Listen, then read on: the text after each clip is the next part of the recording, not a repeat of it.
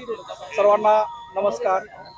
आज या ठिकाणी नीट परीक्षा पेपर लीक झालेले होते आणि त्याच्यासाठी विद्यार्थ्यांनी दिल्लीमध्ये आंदोलन जे केलेलं होतं आणि त्या आंदोलनामध्ये एकच मागणी होती, या देशाचे शिक्षण मंत्री धर्मेंद्र प्रधान जे आहेत त्यांच्या राजीनाम्याची मागणी करण्यासाठी शांततेच्या रीतीनं विद्यार्थ्यांनी जे आंदोलन केलेलं होतं, तर त्या आंदोलनामध्ये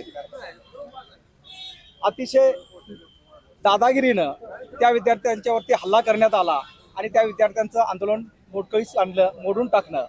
आणि म्हणून आज आपला जो तरुण आहे, आजचा तरुण हा देशाचं भविष्य आहे आणि देशाचं भविष्यच उद्ध्वस्त करण्यासाठी ही जी प्रवृत्ती आहे आणि ही प्रवृत्ती गाडण्यासाठी आमच्या पक्षाचे सर्वेसर्वा श्रद्धेय बाळासाहेब तथा प्रकाश आंबेडकर साहेब यांनी आम्हाला हाक दिली आणि त्यांनी सांगितलं की 23 तारखेला संपूर्ण महाराष्ट्र बंद करा।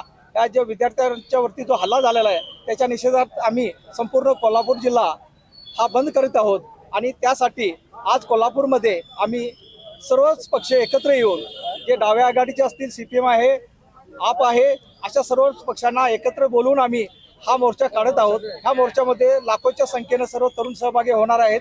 हा मोर्चा अतिशय सनदशीर मार्गाने सुव्यवस्थितपणे आम्ही हा मोर्चा काढणार आहे। ह्यामध्ये कुठल्याही प्रकारे दंगा अगर कुठलेही काही कार्य होणार नाही अशा पद्धतीची आम्ही दक्षता घेणार आहे। पण या सरकारच्या निषेधार्थ आणि विद्यार्थ्यांना पाठिंबा देण्यासाठी आम्ही संपूर्ण शहरामधून ही जी फेरी काढणार आहे, या फेरीमध्ये सर्वांनी सामील व्हावं अशी मी सर्वांना जाहीर आवाहन करतो।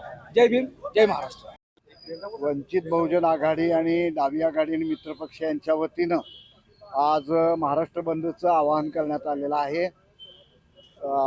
जे पेपरमध्ये लीक झाले, पेपर रिझल्टमध्ये गोंधळ झाला आणि धर्मेंद्र प्रधान यांच्या राजीनाम्याकरता मागणीकरता जी मुलं जमलेली होती त्यांच्यावर अमानुष असा लाठीहल्ला करण्यात आला। त्या ठिकाणी पोलीसच नव्हे तर सत्ताधाऱ्यांनी पोचलेले गुंडसुद्धा त्या मुलांना मारण्यामध्ये सहभागी होते आणि हे सगळं त्या ठिकाणी घडत असताना मुलं अतिशय शांतपणे त्याला प्रतिक्रिया देत होती। ही जी परिस्थिती आहे त्या परिस्थितीमध्ये घोषणा देत आहेत लोक, घोषणा देत आहेत।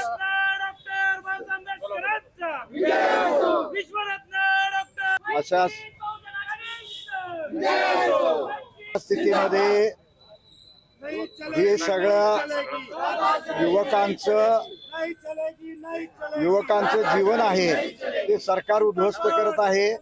शिक्षणामध्ये गोंधळ आहे, कंत्राटी नोकऱ्यांमुळे पुढचं भवितव्य सगळं मुलांना अंधकारमय दिसते, त्यामुळे मुलं मोठ्या प्रमाणामध्ये आंदोलनात उतरायला लागलेले आहेत।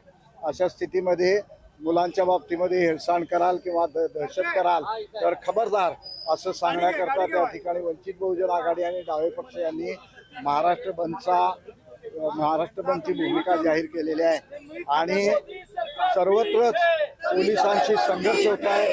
मुंबईमध्ये, पुण्यामध्ये सुद्धा संघर्ष झालेले आहेत। या संघर्षामुळे कोणतेही प्रश्न सुटणार नाहीत। सरकारनं धोरण बदललं पाहिजे आणि हे धोरण न बदलता दहशतीची भूमिका जर सरकारनं घेतली तर तरुणांचा उद्रेक अजून उफाळून येईल आणि ह्या सत्तेला गिळंकृत केल्याशिवाय तरुणांचा उद्रेक थांबणार नाही अशी परिस्थिती आहे। या दिशेने देशातली परिस्थिती सगळी चाललेली आहे, हे या ठिकाणी स्पष्ट केलं पाहिजे। आज कोल्हापूरमध्ये काही तरुण होईपर्यंत मारण्यात आले तरी देखील कोल्हापूर जिल्ह्यातील अनेक नेत्यांना असं वाटतं की पंतप्रधान मोदींच्या घरासमोर जे केले ते अयोग्य आहे। नाही,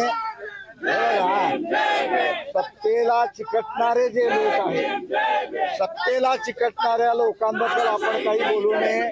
त्याच्यात दोन्ही गोष्ट आहेत, स्वार्थही आहे आणि ईडीची भीती पण आहे आणि कोल्हापूर जिल्ह्यातले अनेक नेते हे ईडीच्या भीतीनं तिथे गेलेले आहेत, स्वार्थी हेतून तिथे गेलेले आहेत, त्यांचे हात बांधलेले आहेत, त्यांची अवस्था दयनीय आहे।